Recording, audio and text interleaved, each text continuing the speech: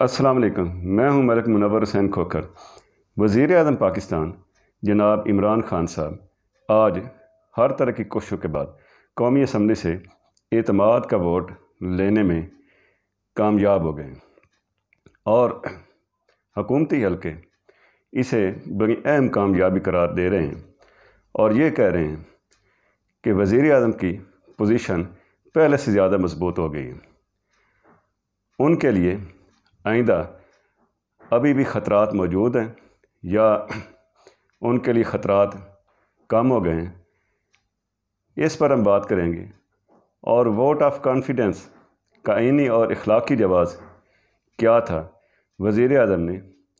جو لمبا چوڑا قومی اسمبلی میں خطاب کیا، اس میں عوام کے لیے کیا کچھ تھا؟ عوام یا قوم اس خطاب سے کیا توقعات وابستہ کر سکتی ہے اور آئندہ سیاسی طور پر کیا ہونے والا ہے، اس پر ہم آج بات کریں گے۔ مگر اس سے پہلے میری آپ سے گزارش ہے کہ جن دوستوں نے ابھی تک میرا یوٹیوب چینل سبسکرائب نہیں کیا، وہ برائے مہربانی سبسکرائب کر لیں اور ساتھ لگے گھنٹی کے بٹن کو دبا دیں تاکہ آئندہ آپ کو میری تمام ویڈیوز باقاعدگی سے ملتے رہیں اور اس پر اپنی قیمتی آراء سے بھی مجھے نوازیں۔ بہت شکریہ۔ ووٹ آف کانفیڈنس کیسے ہوا؟ اس کی ضرورت وزیر اعظم صاحب کو کیوں پیش آئی؟ آپ نے دیکھا کہ یوسف رضا گیلانی کی سینٹ کی سیٹ پر کامیابی کے بعد جو اپوزیشن کی بہت بڑی فتح ہوئی، جو بہت بڑا اپ سیٹ ہوا، اس کے بعد حکومت دباؤ کا شکار تھی اور اپوزیشن کی طرف سے تحریک عدم اعتماد بھی پیش کیے جانے کا امکان تھا۔ اس سے پہلے کہ اپوزیشن کوئی ایسی تحریک لاتی، وزیر اعظم نے خود یہ فیصلہ کیا تاکہ وہ اسمبلی سے اعتماد کا ووٹ لے کر، چونکہ وہاں پہ شو آف ہینڈ ہونا ہے یا اعلانیہ ووٹنگ تھی، تو اس میں انہیں یہ توقع تھی کہ وہ کامیاب بھی رہیں گے، اس لیے انہوں نے یہ فیصلہ کیا تاکہ آئندہ وہ 5-6 مہینے تک تحریک عدم اعتماد سے محفوظ رہ سکیں۔ اور یہ ووٹ آف کانفیڈنس ملک کی تاریخ میں پہلی دفعہ نہیں ہوا کہ کسی وزیر اعظم نے اپنے طور پر اعتماد کا ووٹ لیا۔ 1993 میں بھی پہلے یہ ہو چکا ہے۔ نواز شریف کی حکومت کو جب برطرف کیا گیا اور سپریم کورٹ نے جب اسے بحال کیا، تو نواز شریف نے اگلے ہی روز قومی اسمبلی سے اعتماد کا ووٹ لیا تھا۔ یہ الگ بات ہے کہ مہینے ڈیڑھ بعد پھر ان کی حکومت ختم ہوگی، مگر یہ اعتماد کا ووٹ، یہ ساری کارروائی بڑی عجیب تھی۔ آئین میں درج ہے کہ صدر پاکستان اگر یہ سمجھے کہ وزیر اعظم ارکان کا، قومی اسمبلی کے ممبران کا اعتماد کھو چکے ہیں، تو وہ انہیں دوبارہ اعتماد کا ووٹ لینے کے لیے کہہ سکتے ہیں، مگر اس کا قانونی جواز اس لیے بھی مشکوک ہے کہ وزیر اعظم کے صدر پاکستان نے یہ سمری وزیر اعظم کی ایڈوائس پر بھیجی، یعنی وزیر اعظم صاحب نے خود صدر کو کہا کہ وہ اسمبلی کا اجلاس بلائیں تاکہ میں اعتماد کا ووٹ لے سکوں۔ تو ایک لحاظ سے اس کا قانونی جو جواز ہے وہ بھی مشکوک ہے، اور پھر اس کا اخلاقی جواز بھی نہیں رہا، چونکہ پی ڈی ایم اپوزیشن جماعتوں نے جس طرح اجلاس کا بائیکاٹ کیا، اس سے اس کا اخلاقی جواز بھی ختم ہو گیا۔ پھر رات بھر جو کچھ ہوتا رہا، آپ نے سنا کہ اتحادیوں کے اجلاس میں وزیر اعظم صاحب نے یہ بات کی تھی کہ دل کرتا ہے کہ میں خیمہ یہیں پہ لگا لوں اور یہیں سے سارے ارکان کو لے کر جاؤں، یعنی انہیں یہ شبہ تھا کہ ہو سکتا ہے صبح تک کچھ ارکان ادھر ادھر نہ ہو جائیں، تو وہ وہیں پہ انہوں نے خیمہ لگانے کی بات کی۔ پھر فواد چودھری صاحب نے کہا کہ اگر مطلوبہ 171 ووٹ میں سے ایک ووٹ بھی کم ہوا تو پھر اسمبلی نہیں رہے گی، یعنی اسمبلی توڑنے کی بات کی گئی۔ یہ کس لیے کی گئی؟ یہ اسٹیبلشمنٹ کے لیے پیغام تھا کہ اگر آپ نے ہمارے ساتھ اعتماد کے ووٹ میں تعاون نہ کیا، ارکان پر دباؤ نہ ڈالا اور اس میں ہمیں کامیابی نہیں تو وہ اسمبلی ہم توڑ سکتے ہیں۔ تو ایک لحاظ سے اسٹیبلشمنٹ چونکہ اس صورتحال کے لیے تیار نہیں تھی، اس لیے انہوں نے بھی اس سارے معاملے میں تعاون کیا، حکومت کی مکمل سپورٹ کی۔ رات بھر ایجنسی کے لوگوں نے ارکان کو یرغمال بنائے رکھا، ان کے دروازے ناک کر کے چیک کیا جاتا رہا کہ وہ اندر موجود ہیں یا نہیں موجود ہیں، اور صبح پھر اپنی نگرانی میں انہوں نے ارکان کو قومی اسمبلی میں وہ لے کر آئے، اور یہ جو کہہ رہے ہیں کہ ہمیں پہلے سے 176 کی بجائے پہلے 176 ووٹ ملے تھے، اب ہمیں 178 ووٹ ملے ہیں، میرے حساب سے 2 ووٹ کم ہوئے، چونکہ حکومت کے اتحادی ارکان کی تعداد 180 ہے، تو اس لحاظ سے 2 ارکان کی کمی ہوئی۔ اور پھر دوسری طرف یہ دیکھیں کہ تینوں صوبوں کے وزرائے اعلیٰ وہ بھی اسمبلی کے اجلاس میں موجود تھے، حالانکہ وہ اسمبلی کے ممبر نہیں ہیں، تو وہ کیوں آئے تھے؟ چونکہ ان کی بھی ڈیوٹی تھی ارکان قومی اسمبلی کی نگرانی کی۔ اور پھر حفیظ شیخ صاحب بھی اور مشیر بابر اعوان صاحب بھی اسمبلی کی کارروائی میں شریک تھے۔ پھر وزیر اعظم نے جو خطاب کیا وہ بھی تضادات کا مجموعہ تھا۔ ایک ہارے ہوئے شخص کی وہ تقریر لگتی تھی، اور اگرچہ انہوں نے بہت ساری باتیں کی، لیکن ان کی باتوں سے ساری پریشانی عیاں ہو رہی تھی۔ انہوں نے بڑی دھمکیاں بھی دیں، سارے اشارے انہیں لانے والوں کے لیے تھے، جو کہا کہ اگر سارے مجھے چھوڑ جائیں، یہ اسمبلی میں جو اتحادی ارکان ہیں یہ بھی چھوڑ جائیں، تو پھر بھی وہ تنہا کرپشن کے خلاف آواز بلند کرتے رہیں گے۔ ماضی میں چونکہ آپ نے دیکھا کہ وزیر اعظم صاحب عمران خان صاحب جو اسٹیبلشمنٹ پہ جس طرح تنقید کرتے رہے ہیں، ان کے الفاظ میاں نواز شریف سے بھی سخت ہوتے تھے۔ ان کی ویڈیوز آج بھی موجود ہیں، چونکہ وہ اندر کے آدمی ہیں، اور 2018 میں قوم و ملک کے ساتھ الیکشن میں جو دھوکہ کیا گیا، جس طرح کی دھاندلی کی گئی، وہ ساری باتیں وہ جانتے ہیں اور بتا بھی سکتے ہیں۔ اس لیے ان کے ساتھ تعاون کیا جا رہا ہے تاکہ وہ ہمیں بلیک میل نہ کر سکیں۔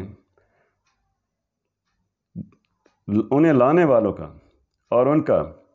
نفع نقصان مفاد فی الحال مشترک ہے، اور لانے والوں کے بارے میں یہ بھی اطلاعات گردش کر رہی ہیں، اور اس بات کا اظہار بلکہ سینئر تجزیہ نگار کر چکے ہیں کہ لانے والوں کے اندر بھی اس وقت کشمکش کی کیفیت ہے۔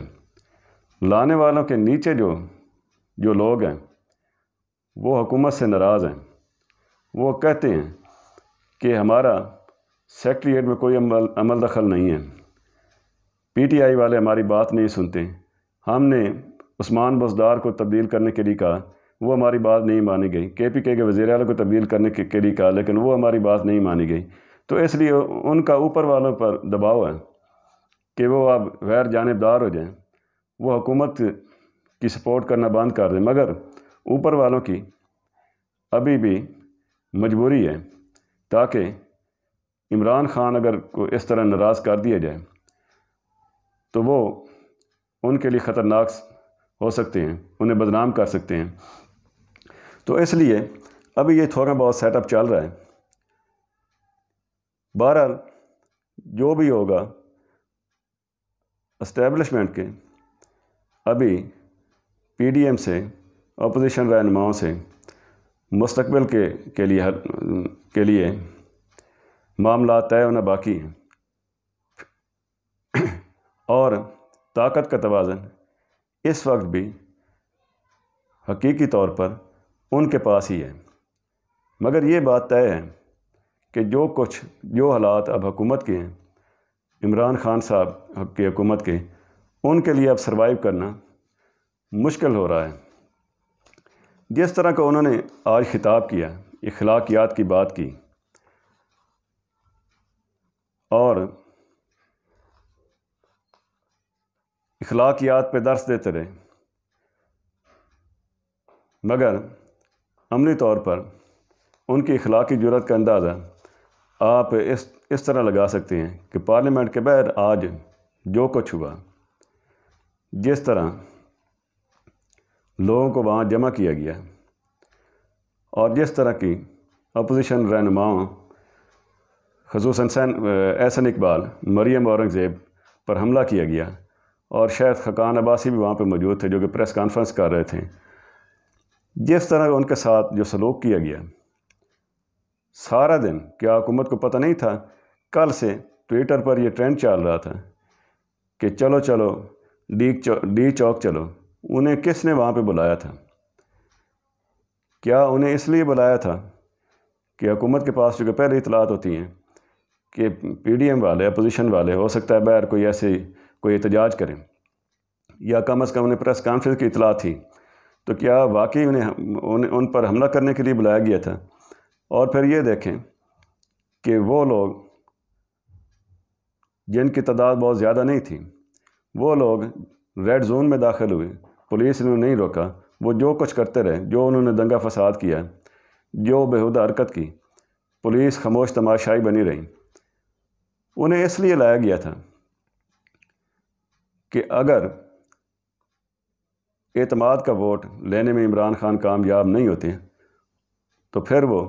باہر نکل کر وہ کارکنوں سے خطاب کریں گے، مگر وہ اس لحاظ سے وہ حکومت لوگ جمع نہیں کر سکی۔ جیسے یہ بھی انداز ہوتا ہے جو وزیر اعظم صاحب کہتے ہیں کہ وہ پھر عوام کو نکالیں گے، عوام میں جائیں گے اور میں انہیں نہیں چھوڑوں گا، میں عوام کو نکال کر دکھاؤں گا۔ انہیں یہ اندازہ نہیں ہے کہ جب وہ ایسی باتیں کرتے تھے، جب وہ دھرنے دیتے تھے، جلوس نکالتے تھے، اس وقت ان کے ساتھ خفیہ طاقت ہوتی تھی، اس وقت میڈیا ان کے ساتھ ہوتا تھا، ہر چیز دباؤ کا شکار تھی۔ اب میڈیا کو جس طرح آپ نے دیکھا کہ 2-2.5 سال کس طرح دباؤ میں لایا گیا ہے، مگر اپوزیشن تحریک کی وجہ سے اب میڈیا بھی کافی حد تک دباؤ سے نکل آیا ہے۔ تو ایک جانب انہوں نے خطاب میں ریاست مدینہ کی خوبیاں بیان کی اور یہ کہا، خوبیاں بیان کی، اور پھر امریکہ کے انتخابی نظام کی تعریفیں کرنے لگے۔ ایک جانب یہ کہا کہ اسلام تلوار سے نہیں پھیلا، اسلام اخلاقیات سے پھیلا ہے، اخلاق و کردار سے پھیلا ہے، اور دوسری جانب خالد بن ولید کے کردار کا ذکر کیا اور اس کے لیے ایک انگریز مصنف کی کتاب کا ذکر کیا کہ میں وہ سجیسٹ کرتا ہوں نوجوانوں کے لیے کہ وہ اس کا مطالعہ کریں۔ کوئی انہیں بتائے کہ اسلام ٹھیک ہے، اسلام میں اخلاقیات کا بڑا عمل دخل ہے، مگر اسلام کی تاریخ کو دیکھا جائے تو 70% اسلام تلوار سے پھیلا ہے۔ ریاست مدینہ کے بارے میں جو انہوں نے باتیں کی اور کہ وہ اس میں ایسا ہوتا تھا، اس میں ایسا ہوتا تھا، مگر عملی طور پر ریاست مدینہ کے نظام کے عملی نفاذ کے لیے حکومت کیا کر رہی ہے؟ حکومت نے کچھ بھی نہیں کیا۔ آج مولانا فضل الرحمان نے یہ سارے واقعات کے بعد یہاں تک الزام لگایا کہ حکومت مساجد ختم کرنے کے لیے قانون سازی کرنا چاہتی ہے، اور اس حکومت میں مساجد کو گرایا جا رہا ہے۔ یہ تو تھی ریاست مدینہ کے حوالے سے باتیں۔ اب انہوں نے جو اپنے خطاب میں مہنگائی، بے روزگاری، غربت کو تسلیم کیا ہے، مگر اس کا کوئی واضح حل نہیں بتایا، اور صرف یہ کہا کہ وہ احساس پروگرام انہوں نے لے کر آئے ہیں، اور اس کے تحت اب کوئی بھوکا نہیں رہے گا۔ وہ مختلف علاقوں میں کچن بنا رہے ہیں، اور ساتھ ہی پھر ہیلتھ انشورنس کارڈ کی بات کی کہ کے پی کے میں وہ حکومت کا بڑا کارنامہ ہے، اور میں وزیر اعلیٰ پنجاب کو بھی داد دیتا ہوں، وہ بھی پورے پنجاب میں یہ لے کر آ رہے ہیں، حالانکہ پورا صحت کا نظام تباہ ہو چکا ہے۔ سرکاری ہاسپٹل میں کوئی میڈیسن نہیں مل رہی، کوئی مفت سہولت نہیں مل رہی، اور ساتھ یہ جو ہیلتھ کارڈ ہیں اس کا بھی خاطر خواہ فائدہ نہیں، جب تک بندے کو کوئی سرجری کی ضرورت نہ ہو اس پہ کوئی ٹریٹمنٹ نہیں ہو سکتی۔ تو ایسی کچن کی باتیں کر کے کوئی بھوکا نہیں سوئے گا پروگرام لے کر آ رہے ہیں، یہ قوم کا بیکاری بنا دینے کے مترادف ہے۔ معاشی ترقی کی انہوں نے بات کی کہ پہلی دفعہ ملک میں کرنٹ خسارہ جو ہے وہ اس میں کمی آئی ہے 5 مہینوں میں، اور ڈالر آ رہے ہیں اور جا رہے ہیں تو ان کا بیلنس برابر ہو گیا ہے۔ اس سے وزیر اعظم صاحب یہ بتائیں کہ عوام کو کیا مل رہا ہے؟ عوام مہنگائی کی چکی میں پس رہے ہیں، عوام کی مشکلات میں اضافہ ہو گیا ہے، بے روزگاری پہلے سے زیادہ ہو گئی ہے، اور آپ مختلف اداروں سے پہلے سے جو ملازمت پیشہ لوگ ہیں انہیں نکال رہے ہیں۔ عوام تو عملی طور پر یہ دیکھے گی کہ ان کے لیے کیا سہولیات آپ نے دی ہیں، جو معاشی منصوبوں کی باتیں کی ہیں، اور اس میں صرف 2-3 ہاؤسنگ پروجیکٹ کا ذکر کیا ہے کہ باہر سے اس کے لیے سرمایہ کار آ رہے ہیں، اس کا بھی کوئی خاص فائدہ نہیں ہے۔ اور پھر کہا کہ مہنگائی کی وجہ جو ہے وہ یہ ہے کہ ڈالر کا ریٹ چونکہ بہت زیادہ ہو گیا ہے تو اس وجہ سے مہنگائی ہے۔ بھائی آپ یہ بتائیں کہ ڈالر کون اوپر لے کے گیا ہے، اس کا ذمہ دار کون ہے؟ اس کے ذمہ دار بھی آپ ہیں۔ آئی پی پی گردشی قرضوں کی بات کی ہے، یہ سارا آئی پی پیز کا سکینڈل بھی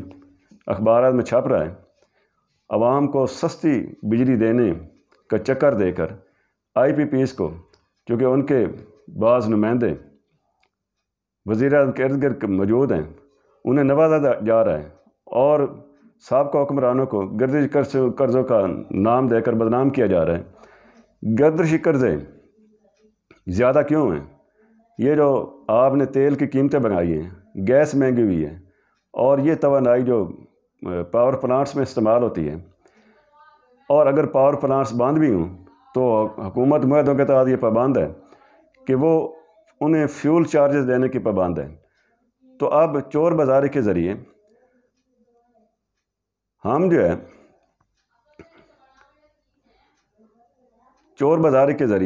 اب پلانٹ بند ہو تو ہم فیول چارجز دینے کے پابند نہیں ہیں۔ جب کسی پلانٹ کے یونٹ نہیں چل رہے تو وہ توانائی کا خرچہ ہم کیوں برداشت کریں؟ وہ جو پلانٹ چلتا ہے اور اس پہ جو فی یونٹ وائز انہیں پرافٹ ہوتا ہے، صرف وہ پرافٹ ہم دینے کے پابند ہیں۔ حکومت نے اس بات کی انکوائری کروائی تھی کہ توانائی کی مد میں آئی پی پیز نے کوئی زیادہ رقم تو نہیں لی، تو اس میں 1100 ارب روپے سرپلس پائے گئے، وہ اضافی ان کی طرف چلے گئے، مگر انہوں نے اسے جسٹیفائی کر دیا، اور نئے جو معاہدہ کیا اس میں مزید 600 ارب روپے انہیں دیے جا رہے ہیں۔ اور یہ سب کچھ کیوں ہے کہ اس میں کمیشن لینے والے مافیا والے موجود ہیں جو سب کچھ کر رہے ہیں، اور عوام کو یہ دھوکہ دیا جا رہا ہے کہ ہم جو ہے نئے معاہدہ کر رہے ہیں تاکہ اس سے بجلی سستی ہوگی، مگر بجلی سستی ہونے کا کوئی امکان نہیں ہے۔ چاہیے تو یہ تھا، حکومت کہتی ہے کہ سابقہ حکمرانوں نے بجلی وافر پیدا کر دی اور اس کا ہمیں نقصان ہو رہا ہے۔ آپ کو یہ چاہیے تھا کہ آپ ملک میں انڈسٹری لاتے، آپ نئے کارخانے لگاتے، آپ بجلی کا مصرف مزید تیار کرتے، تاکہ آپ یہ نقصان سے بچ سکتے۔ اربوں روپے کی سبسڈی مہنگائی کو مصنوعی طور پر کنٹرول کرنے کے لیے استعمال کی جا رہی، گندم منگوانے پہ اور چینی منگوانے پہ۔ اس کا کیا فائدہ ہوا ہے؟ ملک کے کسان سے سستا گنا آپ لیتے ہیں، انہیں آپ اکاموڈیٹ نہیں کرتے، اور بہر اربوں کی سبسڈی ضائع ہو رہی ہے صرف۔ اور یہ کہتے تھے کہ اسحاق ڈار نے ڈالر کو مصنوعی طور پر قابو کیا ہوتا ہے، آپ نے ابھی تک مہنگائی کو مصنوعی طور پر قابو کیا ہوا ہے، اور اس کا کوئی رزلٹ بھی پبلک کے سامنے نہیں آ رہے ہیں۔ سستی LNG کی جو بات کرتے ہیں، اس وقت جو سابقہ حکومت نے جب معاہدہ کیا تھا، اس وقت ان کا معاہدہ اس وقت ان کا معاہدہ اس وقت کی قیمت کے لحاظ سے وہ سستا تھا۔ آپ نے دیکھا کہ اس کے بعد کرونا بحران کی وجہ سے پوری دنیا میں توانائی کا بحران آیا، تیل اور گیس کی کھپت کم ہوئی۔ امریکہ میں یہ حال تھا کہ وہ مفت تیل دینے کے لیے تیار تھے۔ تو جب اب گیس ویسے ہی عالمی مارکیٹ میں سستی مل رہی ہے تو یہ آپ کا کون سا کارنامہ ہوا؟ دوسری طرف دیکھیں، آپ کسی خطاب میں انہوں نے کسی مسئلے کا کوئی حل نہیں بتایا، بس یہ ادھر ادھر کی باتیں کی ہیں۔ انہوں نے کہا کہ کسانوں کے لیے ہم پروگرام لے کے آ رہے ہیں، اور پھر آج پھر وہی بات کر دی کہ پاکستان کو اللہ نے 12 موسم دیے، انہیں یہ تک نہیں پتہ نہیں وہ کہاں رہتے ہیں کہ پوری دنیا میں 12 موسم نہیں ہیں۔ پھر انہوں نے آج 12 موسم کا ذکر کیا ہے۔ ایک طرف انہوں نے کہا کہ وہ کرپشن کے خلاف اسی طرح کام کرتے رہیں گے، وہ کسی کو نہیں چھوڑیں گے، اور سپریم کورٹ کو کہا کہ وہ سزائیں نہیں دے رہی، ہم جو ہے انہیں اکاموڈیٹ فیسیلیٹیٹ کرتے ہیں۔ اور دوسری طرف یہ کہا کہ یہ کیس میں نے نہیں بنائے، یہ اپوزیشن والے جو شور مچاتے ہیں، یہ کیس انہوں نے اپنے بنائے، انہوں نے ایک دوسرے کے خلاف خود بنائے تھے۔ یہ آٹا چور، چینی چور، ادویات کے چور، یہ IPPs، بجلی کے چور، یہ سارے آپ کی حکومت میں موجود ہیں۔ وہ ATM مشینیں، وہ کمیشن خور جن کے اکاؤنٹ میں 40 کروڑ ہیں اور ان کے ATM کارڈ آپ کی جیب میں ہیں، وہ سارے آپ کے پاس موجود ہیں۔ آپ نے ان کے خلاف کیا کیا ہے؟ اور الیکشن کمیشن کے خلاف پھر آج انہوں نے تنقید کی ہے، اور خود ان کا عمل دخل یہ ہے کہ انہیں باغی ارکان جن کے بارے میں کہتے ہیں وہ بک گئے تھے، ان سے آج انہوں نے خود ووٹ لیا ہے، اور ECP کو شکایت کرنے کی بجائے، ان کے خلاف ثبوت دینے کی بجائے الیکشن کمیشن کو یہ کہہ رہے ہیں کہ آپ ایجنسیوں سے مدد لیں ان کے خلاف کارروائی کرنے کے لیے۔ کیا یہ اچھا ہوتا ہے کہ وزیر اعظم صاحب آج ملک کی سیاست میں جو آگ لگی ہوئی ہے وہ مفاہمت کی بات کرتے اور اپوزیشن کو ساتھ لے کر چلنے کی بات کرتے اور مسائل کے حل کے لیے ان سے تعاون مانگتے، تو اس کا مثبت رزلٹ نکلتا ہے؟ مگر یہ اہم موقع بھی آج انہوں نے گنوا دیا ہے، جس کا انہیں مزید نقصان ہو سکتا ہے۔ آپ یہ دیکھیں کہ 12 مارچ کو چیئرمین سینٹ کا الیکشن ہونے والا ہے، اور اس پر بھی کوئی سرپرائز آ سکتا ہے، کوئی اپ سیٹ ہو سکتا ہے۔ جیسے کہ پہلے گیلانی صاحب کامیاب ہوئے، اسی طرح کا سرپرائز حکومت کے لیے پھر آ سکتا ہے۔ اتحادی جماعتوں کے جو لوگ ہیں وہ شکوہ کر رہے ہیں، انہوں نے آج بھی شکوہ کیا، پارلیمانی پارٹی کے اجلاس میں بھی رات کو شکوہ کیا کہ ہمیں اعتماد میں لیے بغیر آپ نے چیئرمین سینٹ کے امیدوار کا اعلان کیوں کیا، اور MQM نے ڈپٹی چیئرمین شپ مانگ لی ہے۔ اسی طرح فاٹا والوں نے بھی مطالبہ کیا ہے کہ ڈپٹی چیئرمین ہمارا ہونے چاہیے۔ MQM کے خالد مقبول صدیقی نے دبے لفظوں میں آپ قومی اسمبلی میں جو خطاب کیا وہ بھی حکومت پر تنقید تھی۔ انہوں نے کہا کہ تبدیلی لانے کے لیے حکومت نے کچھ نہیں کیا۔ کراچی کا جو حال ہے وہاں پہ وہ 70% لوگوں کے رہنے کے قابل نہیں ہیں، تو ان کی بھی شکایت موجود ہیں۔ اور پھر 18 مارچ کو اگر سپریم کورٹ الیکشن نہیں روکتی تو ڈسکا کا پھر الیکشن ہونے والا ہے، اور اس میں بھی اگر اپوزیشن والے کامیاب ہو گئے تو حکومت پر مزید دباؤ آئے گا۔ حکومت کو اب لگتا ہے کہ ڈیفینڈ کرنے والوں کے لیے مشکلات ہیں، ڈیفینڈ کرنا انہیں مشکل ہو رہا ہے۔ آپ نے دیکھا ہوگا کہ خاتون اول بشرا بی بی نے درباروں کا دورہ شروع کر دیا ہے، اور ایک لحاظ سے ایسا لگتا ہے کہ کوئی نئی منتیں مانی جا رہی ہیں، مگر یہ اب یقین رکھنا ہوگا کہ حکومت خود اپنے لیے مشکلات میں اضافہ کر رہی ہے، جس کے ازالے کے لیے بھی ان کے پاس شاید کوئی وقت نہیں ہے، اور شاید اس کی وجہ یہ بھی ہو سکتی ہے کہ وزیر اعظم صاحب کا جو بیانیہ تھا کہ وہ کسی کو نہیں چھوڑیں گے، وہ اتنا وہ ٹیمپر انہوں نے ہائی کر دیا کہ ہو سکتا ہے کہ اب ان کے ذہن میں یہ ہو کہ اگر وہ کوئی اپوزیشن سے مفاہمت کی بات کرتے ہیں تو ہو سکتا ہے کہ کارکن مزید بد دل نہ ہو جائیں۔ بہرحال جو بھی ہے، عمران خان صاحب کو جیسا کہ انہوں نے اپوزیشن لیڈر کے طور پر اپنی شخصیت میں بہت بڑا اضافہ کیا تھا، انہیں یہ چاہیے کہ وہ اپوزیشن کو ساتھ لے کر چلیں، کیونکہ اس کے بغیر اب ان کے لیے حکومت چلانا مشکل ہو گیا ہے۔ اجازت دیجیے، اللہ حافظ۔